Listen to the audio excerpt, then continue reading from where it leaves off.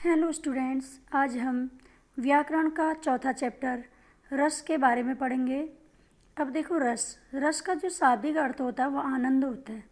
यानी काव्य में ऐसा काव्य जिसको पढ़ने, सुनने या देखने के पश्चात हमारे मन में जो आनंद की अनुभूति होती है उसे रस कहते हैं।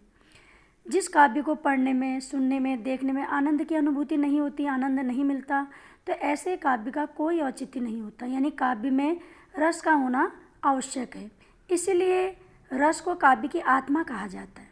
अब देखो दूसरी चीज़, रस के अंग या अव्यय। रस के 3 अंग होते हैं: भाव, विभाव, अनुभाव। अब देखो, जो भाव होते हैं वो 2 होते हैं, एक स्थायी भाव होते हैं और दूसरे संचारी भाव या व्यभिचारी भाव। स्थायी भाव यानी हमारे मन में परमानेंट होते हैं, स्थायी रूप से विद्यमान होते हैं, जिनकी संख्या 9 होती है। और जो संचारी भाव या व्यभिचारी भाव होते हैं, ये स्थायी नहीं होते, ये क्षणिक होते हैं। यानी हमारे मन में बदलते रहते हैं, परिस्थिति के अनुकूल ये बदलते रहते हैं। तो इनकी संख्या होती है 33, यानी 33 होती है। और दूसरा आ गया विभाव। अब देखो, विभाव में 2 चीज़ें हैं: आलम्बन विभाव, उद्दीपन विभाव।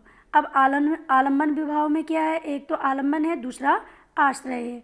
अब आलम्बन, जिसको देखकर आश्रय के मन में भाव जागृत हुए, वो आलम्बन हो गया।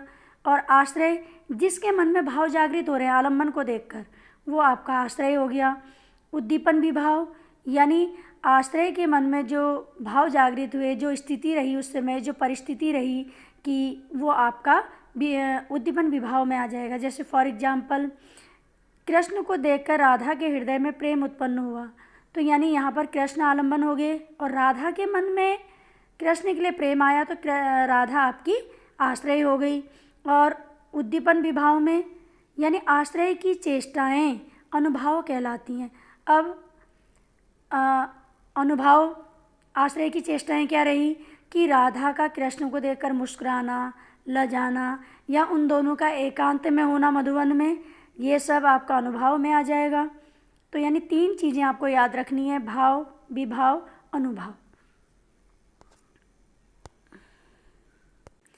अब देखो, जो मूल भाव होते हैं, मूल भावों को देखते हुए हमारे जो रस होते हैं 9 रस होते हैं। बाद में 2 रस और इसमें इंक्लूड कर दिए गए, वात्सल्य रस और भक्ति रस को, तो टोटल संख्या इनकी 11 होगी। और आगे की वीडियो में हम रस के भेद पढ़ेंगे। Thank you.